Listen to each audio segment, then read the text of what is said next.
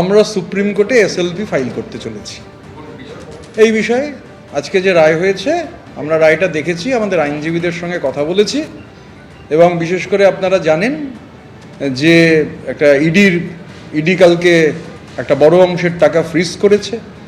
অভিযোগ উঠছে যে 160 কোটি টাকায় চার্টার্ড ফ্লাইট এবং হেলিকপ্টার, মানে একটা কোম্পানি কিনেছে, টাকা গেছে তৃণমূল কংগ্রেসের অ্যাকাউন্ট থেকে, আবার সেই কোম্পানিকেই সেই ফ্লাইটের জন্যে, সেই হেলিকপ্টারের জন্য ভাড়া দেওয়া হচ্ছে। শোনা যাচ্ছে কলকাতা থেকে কেম্যান আইল্যান্ডস পর্যন্ত মানি লন্ডারিংয়ের রুট। এগুলো আমরা শুনেছি, তো আমরা আমাদের আইনজীবীদের সঙ্গে কথা বলেছি, আমরা সুপ্রিম কোর্টে এসএলপি ফাইল করতে চলেছি। দৈনন্দিন কাজকর্মের জন্য এই অ্যাকাউন্টগুলি ব্যবহার করা যাবে, তবে আর কোনো ধরনের আর্থিক লেনদেন করা যাবে না। বিচারপতি সুব্রত তালুকদারের নজরদারিতে চলবে এই অ্যাকাউন্টগুলি। দুজন স্বীকৃত এবং অনুমোদিত স্বাক্ষরকারী ব্যক্তি স্পেশাল অফিসারের কাছে চেক জমা দেবেন।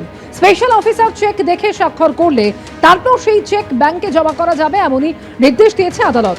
অন্য কোনো ধরনের আর্থিক লেনদেন করা যাবে না বলেও নির্দেশ দেওয়া হয়েছে। আইনি খরচও এই অ্যাকাউন্ট থেকে করা যাবে এমনও নির্দেশ।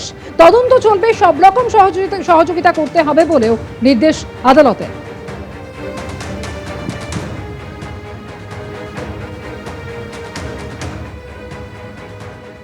সুবিধাবাদী, ধান্দাবাজ, গিরগিটি মানুষকে বিভ্রান্ত করছে, তৃণমূল কংগ্রেস কর্মীদের বিভ্রান্ত করছে।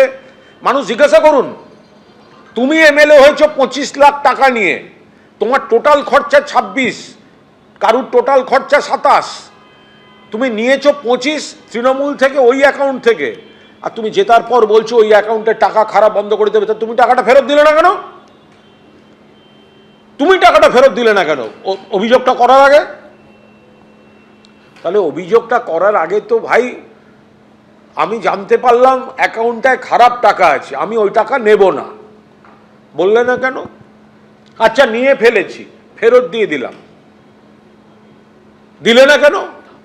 আজকের কোর্টের যে অবজারভেশন, তাতে এই সুযোগ সন্ধানী, দ্বিচারী, ধান্দাবাজ যারা পার্টির টাকা ব্যবহার করে ভোট করায়, তারপরে আবার সেই একই অ্যাকাউন্টের বিরুদ্ধে অভিযোগ দেয়, এত বড় একটা চক্রান্তে যারা আছে, এই সুবিধাবাদীগুলোকে কোর্ট তার অবজারভেশনে রেখেছেন। এটা অত্যন্ত গুরুত্বপূর্ণ। নাম না করে কুণাল ঘোষকে নিশানা করলেন ঋতব্রত বন্দ্যোপাধ্যায়। এক প্রাক্তন তৃণমূল সাংসদের জেলে থাকার সময়ের চিঠি উল্লেখ করে আক্রমণ করলেন ঋতব্রত বন্দ্যোপাধ্যায়। কুণাল ঘোষের উদ্দেশ্যে তিনি বলছেন, লোককে গদ্দার বলছেন, বেঈমান বলছেন, 10 বছর আগে গদ্দারি সলতে পাকিয়েছিলেন।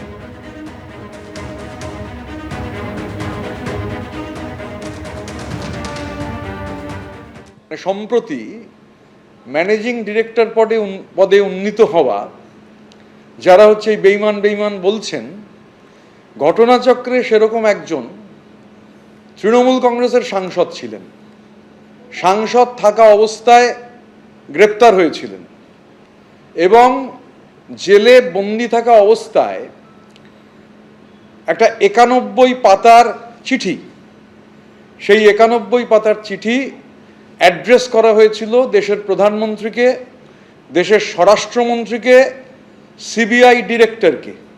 এই চিঠিতে লেখা রয়েছে যে একজন রাজ্যের নির্বাচিত মুখ্যমন্ত্রী চিট ফান্ডের পয়সায় চলেন। এই চিঠিতে লেখা রয়েছে যে গোটা ভারতবর্ষে চিটফান্ডের সব থেকে বড় বেনিফিশিয়ারির নাম শ্রীমতী মমতা বন্দ্যোপাধ্যায়। আমরা অপেক্ষা করব, যদি দিদির কাছে চিঠিটা ম্যানেজিং ডিরেক্টর পৌঁছে দেন বা পাশে বসে কাটাকুটির জায়গাটুকু এক্সপ্লেন করে দেন। সেটা যদি না হয়, 15 দিন যদি না এটা হয়, তাহলে আমরা এই 91 পাতার চিঠিটা কুরিয়ার করে 30B হরিশ চ্যাটার্জি স্ট্রিটে পাঠিয়ে দেবো। লোককে গদ্দার বেঈমান বলছেন। 10 বছর আগে এই বেঈমানির সলতে কিভাবে পাকাতে শুরু করেছিলেন, একটা প্রাইভেট লিমিটেড কোম্পানিকে লাটে তুলে দেওয়ার জন্য, লালবাতি জ্বালিয়ে দেওয়ার জন্য এই 91 পাতার দলিল is enough, more than enough. 91 পাতা চিঠির কথা উল্লেখ করে যখন এভাবে নিশানা করেছেন ঋতব্রত বন্দ্যোপাধ্যায়, তখন পাল্টা আক্রমণ শানিয়েছেন কুণাল ঘোষও। তিনি বলছেন, আমার অভিযোগ ছিল, ক্ষোভ ছিল, সেই কারণে চিঠি লিখেছিলাম। আমার মনে হয় সেই চিঠি পড়ে মমতা বন্দ্যোপাধ্যায়ের মুখস্থ হয়ে গিয়েছে। এটাও মানতে হবে যে কুণাল ঘোষই প্রথম বিদ্রোহ করেছিলেন। তখন কোথায় ছিলে তোমরা? ঋতব্রত বন্দ্যোপাধ্যায়কে পাল্টা আক্রমণ কুণাল ঘোষের। আরে চাটন ঋতু একটা বোকা ছেলে, একটা খারাপ ছেলে। আমার 91 পাতার চিঠি, ওগুলোর সঙ্গে নতুনের কোনো আমার বাড়িতেও দিস্তে আছে। আমার ধারণা মমতাদিরও পড়ে মুখস্থ হয়ে গেছে। আমার এটা ভালো লাগছে। শয়নে স্বপ্নে জাগরণে ও যে ওই বালিশ ফালিশ ছেড়ে আমার নাম মনে রাখছে, সেটা আমার পক্ষে রিস্কিও বটে। হ্যাঁ, এটা আমার পক্ষে অত্যন্ত রিস্কি।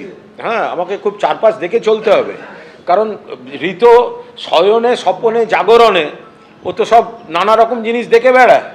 তা এখন আমাকে দেখছে, আমাকে আক্রমণ করছে, ইয়ে ডার হামে আচ্ছা লাগা। আমার অভিমান ছিল, অভিযোগ ছিল, তার মধ্যে আসল লোকটি মারা গেছে, আমি আর নাম বলতে চাই না, মৃত লোককে আর কত গালাগাল দেবো। আমি এখানে অভিযোগ করেছি, তার মানে তো এটাও মানতে হবে চাটন ঋতু যে Kunal Ghosh was the first whistle blower. যদি ওই চিঠিকে মান্যতা দিতে হয়, তাহলে তোমরা কিসের বিপ্লবী? হ্যাঁ, কিসের বিপ্লবী? কুণাল ঘোষ একা জেলের মধ্যে থেকে বিপ্লব করে গেছিল। কোথায় ছিলে ভাই তোমরা তখন? এবিপি আনন্দ, এগিয়ে থাকে, এগিয়ে রাখে।